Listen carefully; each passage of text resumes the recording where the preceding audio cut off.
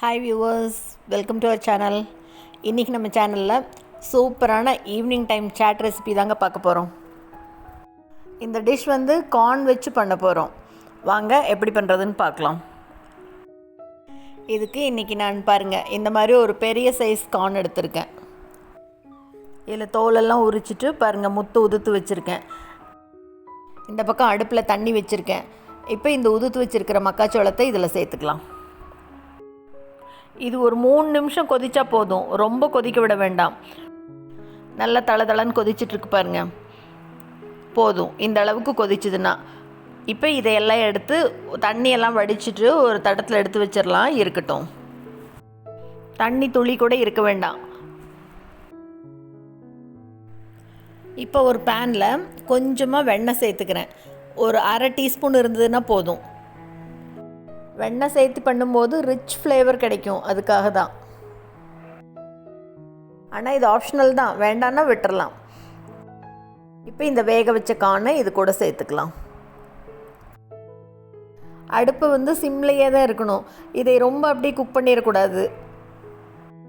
வெண்ணெயோடு சேர்த்து அப்படியே 2 பெரட்டிக்கலாம். இந்த மாதிரி பெரட்டிட்டு பண்ணும்போது இப்போ உப்பு காரம்லாம் நல்லா இது கூட ஒட்டிக்கும், இல்லைன்னா தனித்தனியாக அப்படி உதிராக இருக்கும். இப்போ இது கூட ஒரே ஒரு பெரிய வெங்காயம் பொடியாக கட் பண்ணிவிட்டு, கூடவே பெரிய சைஸில் ஒரே ஒரு தக்காளியை பொடியாக கட் பண்ணி அதையும் இது கூட சேர்த்துட்டு, பொடியாக கட் பண்ண கொத்தமல்லி தழை 3ஐயும் சேர்த்து லேசாக ஒரு தடவை கலந்து விடலாம்.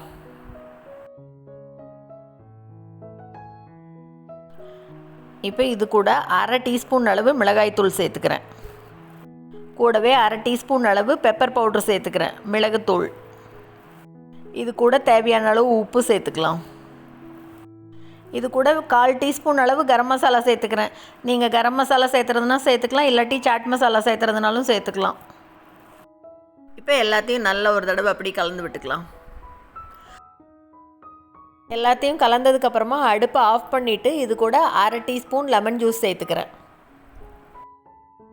இப்போ இன்னொரு தடவை ஃபுல்லாக எல்லாத்தையும் நல்லா அப்படியே கலந்து விட்டுறலாம். பார்க்கவே எவ்வளோ சூப்பராக இருக்குது பாருங்கள். செய்கிறது ரொம்ப சுலபம், 5 நிமிஷத்தில் செஞ்சிடலாம் டக்குன்னு. ரொம்ப ஹெல்த்தியான டிஷ்ஷு. கடையில் வாங்கி கொடுக்குறதுக்கு பதிலாக வீட்டிலையே டக்குன்னு 5 நிமிஷத்தில் செஞ்சு கொடுத்துடலாம்.